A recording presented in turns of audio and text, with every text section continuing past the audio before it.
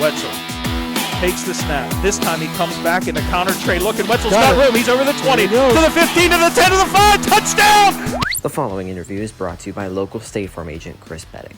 Call Chris at 724-532-2100 or visit his website at www.chrispettick.com. Good neighbor, great auto rates. That's your local State Farm agent, Chris Pettick. Now joined by head coach Ron Prady of the Greater Latrobe Wildcats. And coach, after Friday's loss on the road against McKeesport, how do you try and take away some of the positives from that game? Well, I think, looking at the tape, we did do some positive things. I don't know if 42-14 is indicative of that game for 2.5 quarters. I think it was certainly closer than that. But the scoreboard is what it is, and it ended up 42-14. But some of the good things was, they scored the initial drive of the game, the last drive of the half, which was kind of disappointing to give up that score right before half. But in between those, I thought we played well on defense. Obviously, we got some stops, and we were pretty physical with them. And then offensively, we had one drive stall that I think was a 9-play drive into their territory. We took a sack on third down, had to punt.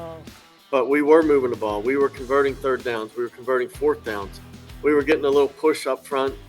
And against McKeesport, you typically have to live with your, 3, 4, 5-yard runs. They don't give up a lot of big ones.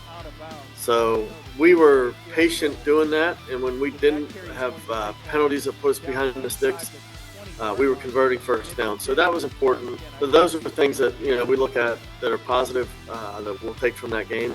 And hopefully those things will continue. Well, positives include John Wetzel's 27-yard touchdown run to tie the game at 7.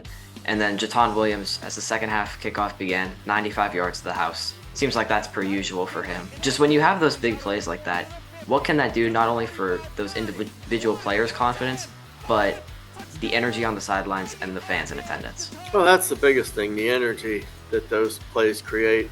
That was a heck of a run by John. It was blocked well, too. We had been doing a certain thing over and over again, and then I think they kind of guessed that we were going to do that again, and John made a heck of a run, and the guys blocked it well up front. So that was certainly a spark for us. I thought John ran the ball well all night. There were times it looked like it's a 1-yard gain, he ends up with 4 or 5. There were times that it looks like a 3 or 4-yard gain, and he ends up with 7 or 8. I thought he was spectacular that night. I thought he was awesome. He ran the ball well. And Jaton is, like you said, we expect those things out of him now, and I think he expects them out of himself. And he's just a really electric, fun player to watch. Certainly glad he's on our team. This game against McKeesport, I have a hunch that it was probably a test for you guys just to see where you are this year. And, we talked last year about how this is going to be a test.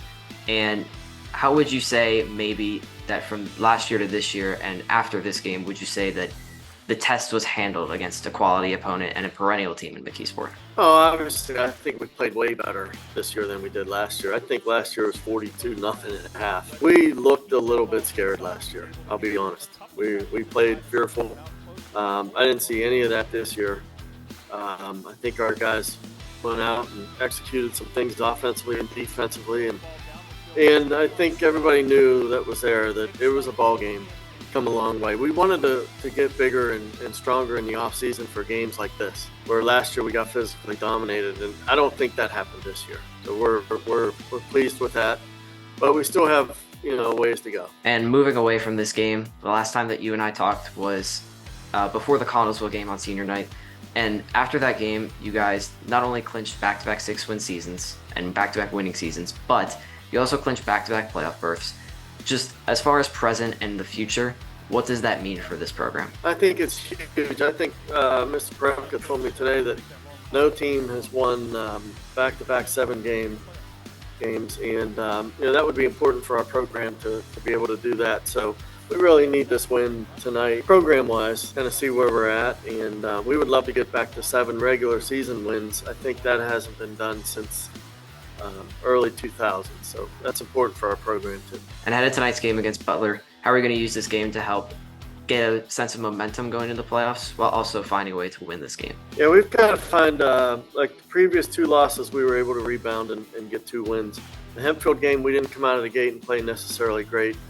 offensively, but took us a little while to get our footing. But the second time after the TJ loss, we went to Lower Highlands, and I thought we played a pretty complete game there, and hopefully that's what we get tonight. Coach, thank you, and best of luck against Butler. Thanks, Rich.